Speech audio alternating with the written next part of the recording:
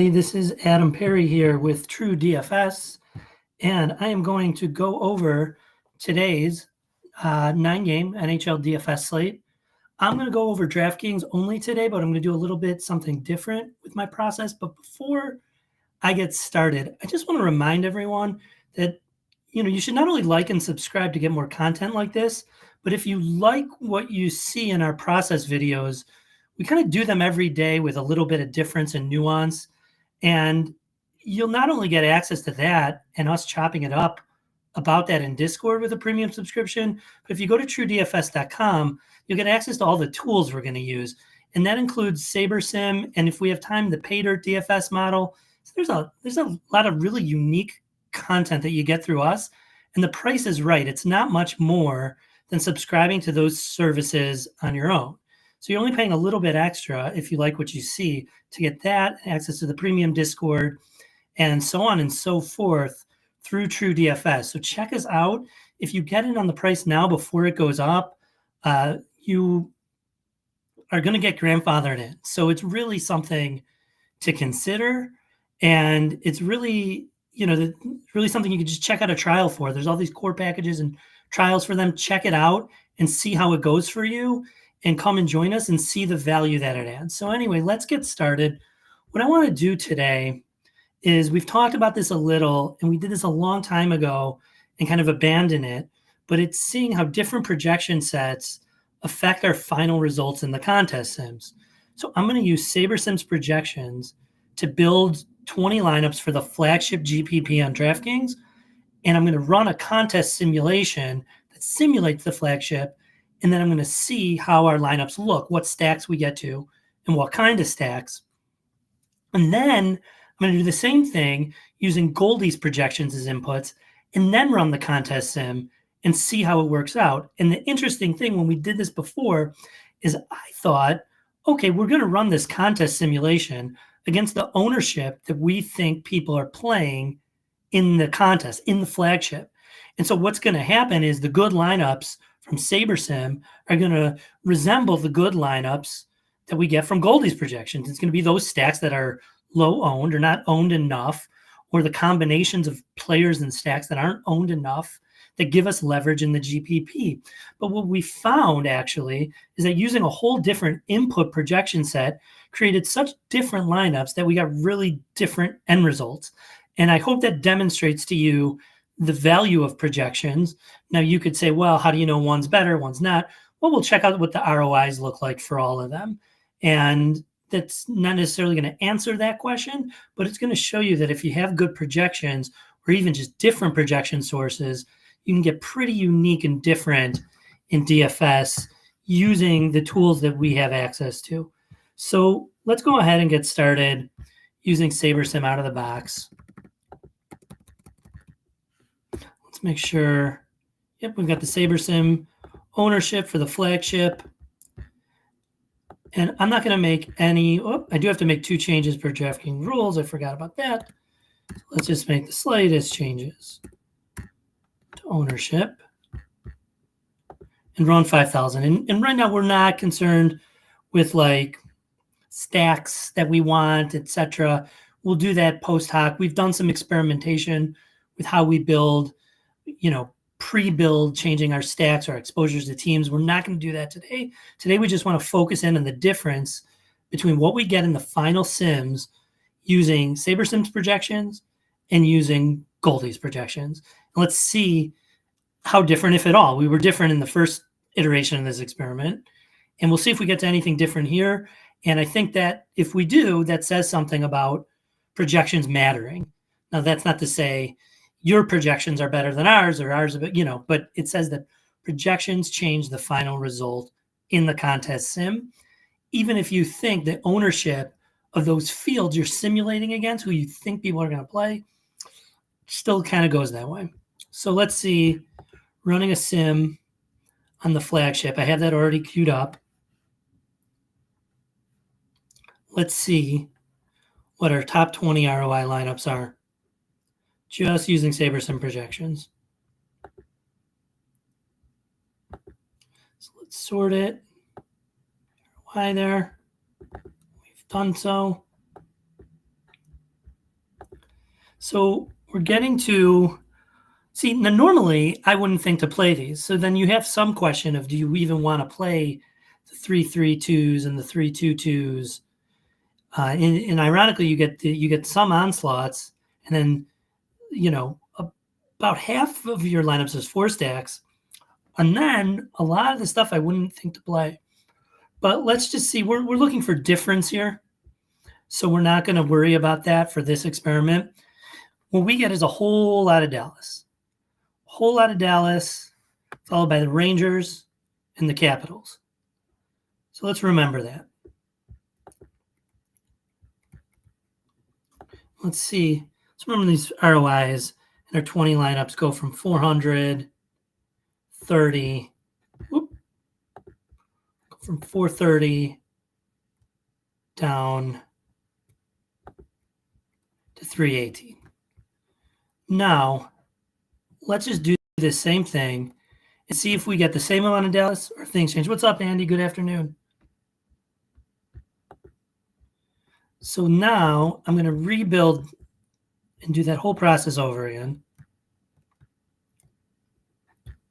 But instead, I'm going to use Goldie's projections.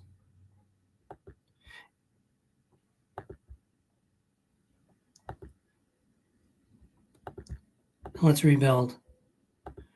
We should get a way different set of lineups. I'm not even going to look at the pool. I think it's assumed that using different projections will change it. But let's see now, using Goldie's, if it changes things. And this will help us, right? This will help us know, because like when there's late news, do we use SaberSim? Do we hold out for Goldie to get those in last minute? Do we just want to know the value of having Goldie's unique NHL DFS projections? The great thing with TrueDFS is you get Goldies and you get sheets. So you could kind of use either. You could average them.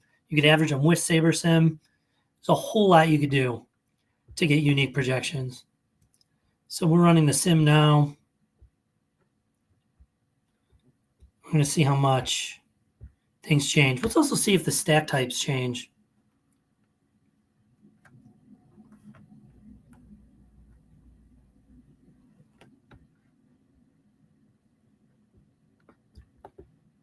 All right. Boom. All right. And we're sorted. So our top 20 ROIs. Let's first see what teams we get to. More Dallas. All right. More Washington. Calgary in there. So Goldie's projections really kind of changing what we get to. We still get to the Dallas, but then the Washington really gets bumped up a lot. And then you get Calgary much more represented in this pool than with SaberSim. But you still get to the Dallas. Let's see, stack exposure changes a lot. Look at the difference in the kind of stacks we get. I'm much more comfortable with this. You have 4 3s, a couple 5 2s, a 6. You only get the one of the 3 3s and one of the 4s. So we get a lot more correlation. And it's looking nice to me. I mean, I will be inclined to just upload it and go. The 6 stack is a Dallas. 5 stack of a Washington and Dallas. The 4 stacks, a lot of Washington and Calgary. So then you can see what you want to do, right? Let's see what the highest ROI. Look at those ROIs. I mean, it really gets you different from the stock field ownerships that SaberSim is suggesting, because you're getting ROIs twice as high for the top lineup. Let's see if we went to the 20th lineup. The 20th lineup's ROI is higher than our top lineup. And what I would want to do, I'm not comfortable with this much Dallas. So you could do a couple things. You could say, well, just let's lower the percentage. Well, let's say we only want 35% Dallas. You could do it that way. Let's see. Then we get half Washington, 35 Dallas, and then you get on some Detroit. You're much more diverse. The other way we could do it is see how many uniques we can get. so that our lineups don't clump so much.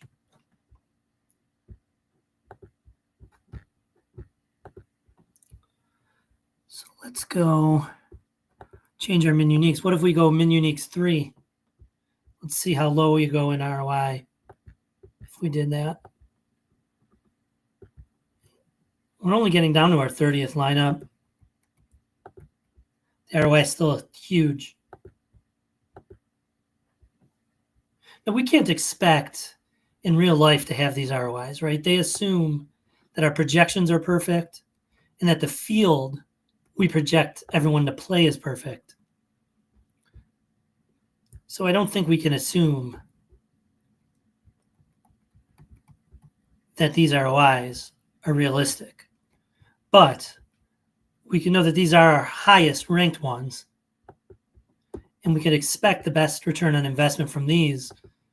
But look at, with 4 uniques, you still get a boatload of Dallas. Let's go 5 uniques. Let's see if the ROI still stays over that 400 that we got with SaberSim out of the box. Yeah, I mean, it sure does. You still get all the Dallas. It's just changing who you have from Dallas. It's maybe a better way to get less exposure to that game.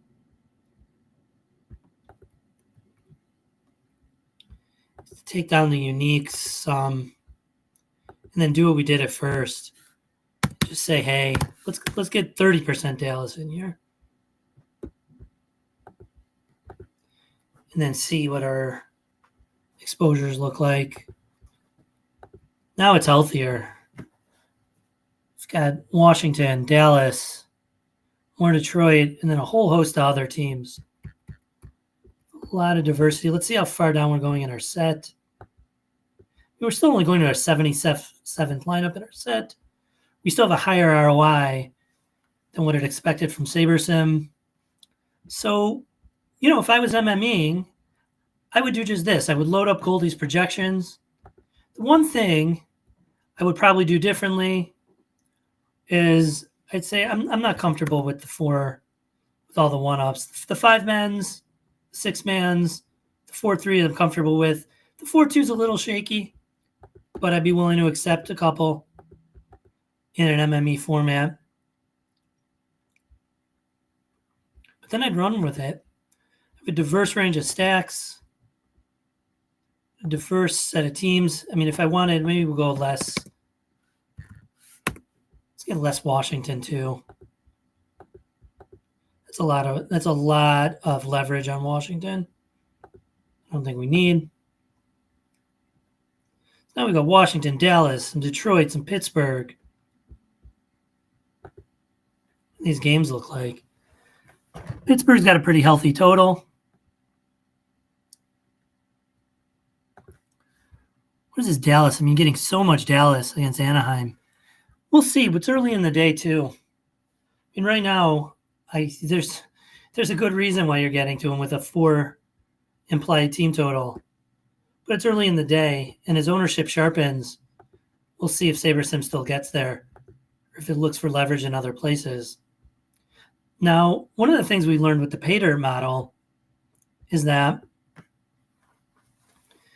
these onslaughts tend to get underplayed in the larger slates. So where they're optimal about 1 to 5% of the time, they don't get played at that rate. So I'm happy to have some of these in here if they're underplayed. And then we get the traditional 4-3s and 4-2s. So I'd be inclined to just do this. To take my 20 lineups with the diversity I asked for, the higher ROI using Goldie's projections. Now remember, things are going to sharpen up. The projections, the ownership are going to sharpen up. We'll probably get the different teams before the slate locks. So imagine it's 5:50 Central Time. It's 10 minutes before. I run this process. I mix with the diversity and the stacks I like, and I upload it, and I'm good. And that's how I do it for today. And if you want to do it that way and you want to get access to these tools, you can at TrueDFS.com. And like I said earlier, there's a lot of trials you can try. And if you do sign up after the trial, you're going to get grandfathered into the current prices that gets access to these tools and to the premium Discord and the premium voice channel where people like Bobby are chopping it up in NBA, doing late swaps live in the voice chat. He's a recent Millie winner, so you want to get his advice. So, I would keep checking that out and keep checking out our videos with a like and subscribe. And good luck on tonight's slate.